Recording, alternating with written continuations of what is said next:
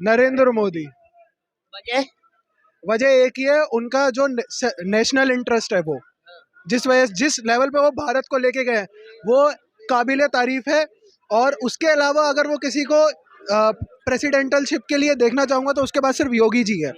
तो उन्होंने जो काम करा है इंडिया को एज अ यूनाइट बीइंग बनाना, जो अटल बिहारी वाजपेयी जी का सपना, जो पुराने लीडर्स का, जो बड़े लीडर्स का सपना था, उन्होंने उसको मुमकिन बनाया है। तो इसी वजह से सिर्फ नरेंद्र मोदी। विपक्ष तो बोलता है तो नफरत की दुकान चला रहे हैं, तानाशाही चला रहे हैं नरेंद्र मोदी। आप कह रहे हो कि हमारे बेस्ट भी हैं। देखिए तानाशाही की अगर विपक्ष खास तौर पे कांग्रेस बात ना करे तो अच्छा है। उन्होंने अपने कार्यकाल में कॉन्स्टिट्यूशन की जो उन्होंने कॉन्स्टिट्यूशन का हमेशा हवाला देते, कॉन्स्टिट्यूशन पे अटैक हो रहा है। आप इंदिरा गांधी के समय को उठा के देख लीजिए, उन्होंने कॉन्स्टिट्यूशन को कितनी बार बदला है, सिर्फ अपनी अपनी सहूलियत से।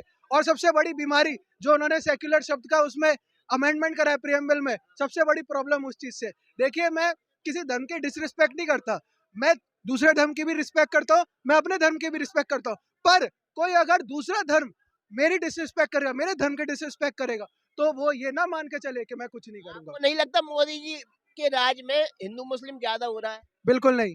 पहले जो था, हिंदू जो थे वो चुप रहते थे, उन्हें फर्क नहीं पड़ता था। हम थोड़े कामकाजी व्यापारी टाइप के लोग हैं। आप डेटा उठा के देख लीजिए, सबसे ज्यादा इलिटरेसी जो है वो मोमडन्स में फैली हुई है, मुस्लिमों में। और उसका एक ही कारण है कि उनके अंदर जो ब्रेन वॉशिंग करी जाती है। पहले मुस्लिम हमेशा एक्टिव रहते थे इन सब चीजों में, अब बेसिकली हिंदू अपने कल्चर के लिए अवेयर हो रहा है, इसी वजह से हम टेंशन थोड़ी देख रहे हैं। बाकी ये हमेशा से थी। अब जो पावर है वो शिफ्ट होके इस्लाम से हिंदुइज्म पे आ रही है, तो कुछ लोगों को तकलीफ हो रही है।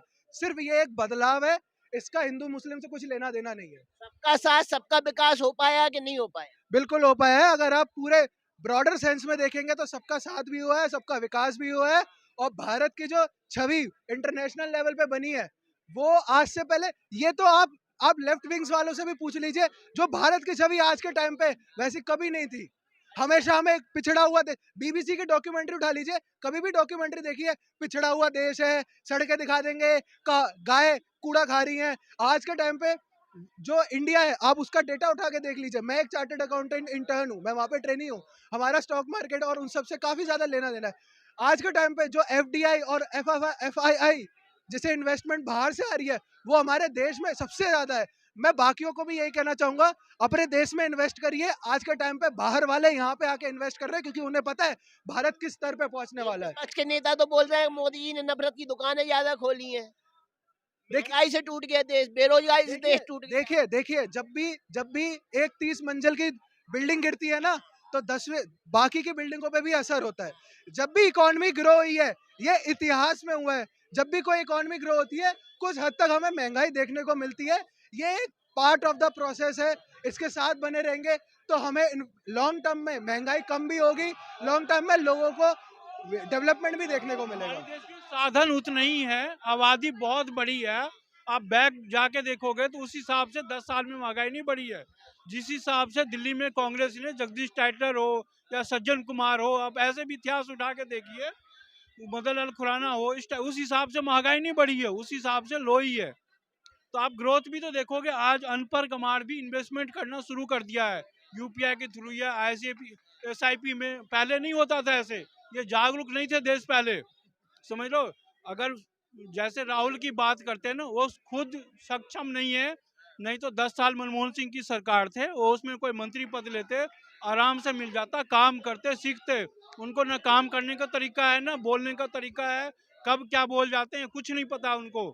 इसीलिए कहते हैं मोदी इज द बेस्ट आदमी प्रधानमंत्री। अब तो वो न्याय यात्रा निकाल रहे हैं।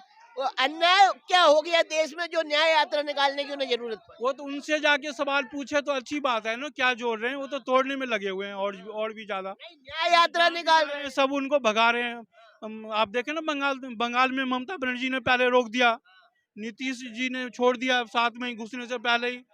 तो ऐसे ही होता है। क्या कहेंगे, न्याय यात्रा निकालने की जरूरत क्या पड़ी? अगर मोदी जी इतना अच्छा शासन चला रहे हैं तो न्याय यात्रा क्यों निकालेंगे राहुल? देखिए वो विपक्ष है और कहीं तो अन्याय हुआ है। नहीं, देखिए वो विपक्ष से है, और विपक्ष का काम है गलतियां निकालना। उन्होंने अन्याय न्याय जो भी है, इसका सवाल का जवाब वही दे सकते हैं और उनसे जाके पूछा जाए तो ज़्यादा बेहतर होगा। बाकी मुझे कुछ अन्याय दिखता नहीं है। मैं और यही एक परेशानी है, अगर मैं यहीं अन्याय के बारे में जैसे ही बोल देंगे तो हम अनवक्त कहला दिए जाएंगे। पर मेरे को फ्रैंकली स्पीकिंग इसमें कुछ अन्याय न्याय नहीं दिखता। ये मार्केटिंग गिमिक्स है, जैसे एक बड़ी-बड़ी कंपनियाँ करती हैं, उन्हीं से जाके पूछा जाए तो उसका जवाब बेहतर देंगे। एक समय था जब कहा जा रहा था राम मंदिर भी एक इवेंट है और मोदी जी इस इवेंट को जल्द से जल्द इसलिए कर रहे हैं क्योंकि उन्हें वोट चाहिए। हाँ, तो इसमें मैं एक सवाल पूछना चाहूँगा। बहुत से लोगों ने, बड़े-बड़े लोगों ने उस समय बोला 370 जुमला है, आर्टिकल 370 जुमला है, 35 ए हटा नहीं सकते, राम मंदिर इज़ अ स्कैम। कर दिया ना, कर दिया ना। अब उसके लिए, उनके अच्छे कामों के लिए अगर हम उन्हें वोट ना करें क्या? इसमें दिक्कत क्या है? अगर हर कोई पॉलिटिकल पार्टी आज के टाइम पे ऑपरेट कर रही है तो वो वोट के लिए ही तो कर रही है।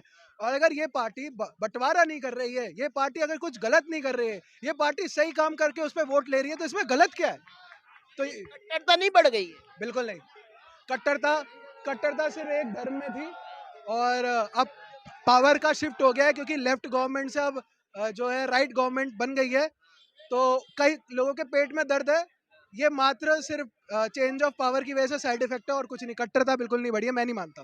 पहले से दंगे कम हुए हैं, ये मैं जरूर बोलना चाहूंगा। तो 2024 में कितनी सीटें आएंगी? ये कहना मुश्किल है, पर मेजॉरिटी सीटें अभी भी बीजेपी के पास ही रहने वाली है। अनुमान लगाना मुश्किल रहेगा, और ना ही लगाए तो बेहतर है। क्या ईडी सीबीआई का दुरुपयोग नहीं हो रहा है मोदी सरकार? देखिए, एक सीधी सी बात है। सोशल मीडिया का टाइम है, तो एजेंडा चलते रहते हैं, प्रोपोगंडा बनते रहते हैं। आपको बहुत सारे ऐसे भी आर्टिकल मिल जाएंगे, बहुत सारी ऐसी भी वीडियो मिल जाएंगी जहाँ पुराने टाइम पे भी जो ईवी मशीन्स होती थी इलेक्ट्रॉनिक वोट की, वो भी चोरी होती मिल जाती थी, उन पे कब्जा भी हो जाता था। तो ये बस प्रोपेगेंडा है जो आज के टाइम पे फैल रहे हैं। पुराने टाइम पे इससे बदतर सिचुएशन थी, अब तो बहुत इम्प्रूव हुई है। आपके टाइम पे हर किसी को बोलने की आज़ादी है, आपके टाइम पे हर चीज़ की आज़ादी है। तो ये बकवास है कि डेमोक्रेसी कम है। लेकिन ईवीएम को और ईडी को मोदी के दाया बाया हाथ बताया जा रहा है। ये हाथ टूट गए तो मोदी जी सत्ता में नहीं आ पाएंगे। देखिए, आज के टाइम पे जो मोदी जी है वो एक बहुत बड़ा ब्रांड बन चुके हैं। तो मैं तो वैसे सच बताऊं तो ओपोजिशन जब से जो मोदी गवर्नमेंट ने राम मंदिर और 375 का काम करा है, उसके बाद क्योंकि, और ओपोजिशन में आप खोल के देख लीजिए, कश्मीर के कितने भी आप एक्टिविटीज को उठा के देख लिए, छाती ठोक के बोला था उन्होंने कि हटा नहीं सकते, 200 साल तक नहीं हटा सकते। हटा दिया ना, इसी कार्यकाल में हटाया। तो उसके बाद से अपोजिशन को मैंने सीरियसली लेना छोड़ दिया है। वो जो भी कहे उन्हें कहने दो, जो गवर्नमेंट है वो अपना काम अच्छे से कर रही लेकिन है। जब इतने अच्छे दिन जम्मू एंड कश्मीर में आ गए तो वहाँ चुनाव क्यों नहीं कराए जा रहे हैं? लोकतंत्र की बहाली वहाँ क्यों नहीं हो रही? देखिए, कितने टाइम से जम्मू कश्मीर अब आज़ाद हुआ है, इससे पहले उसका कितना बुरा हाल था। अभी ये पता है, प्रॉब्लम ये है कि जो हमें थ्योरेटिकल ज्ञान है हर चीज़ का, ये चीज़ ऐसे होनी चाहिए, ये चीज़ ऐसे होनी चाहिए, थ्योरेटिकली 4 साल में होने चाहिए। हर चीज़ का एक प्रैक्टिकली देखा जाता है कि वहाँ पॉसिबल है कि नहीं, उसका आउटकम क्या होगा, उसका रेपरकशंस क्या हो जाएंगे। मैं ये नहीं कह रहा कि ये सही है या गलत है। मेरा ये मानना है कि वहाँ पे अभी पॉलिटिकली अनस्टेबिलिटी है। वहाँ अभी सुधार आना चालू हुआ है, सुधार आया नहीं है। तो तब तक जो भी गवर्नमेंट फैसले ले रही है, वो बेस्ट माइंड है वहाँ पे काम, हम उनके आसपास भी नहीं है। तो उन पे छोड़ देना चाहिए। जब जो सही होगा, चुनाव भी होंगे, सरकार भी आएगी, सरकार बदलेगी भी। जय श्री राम।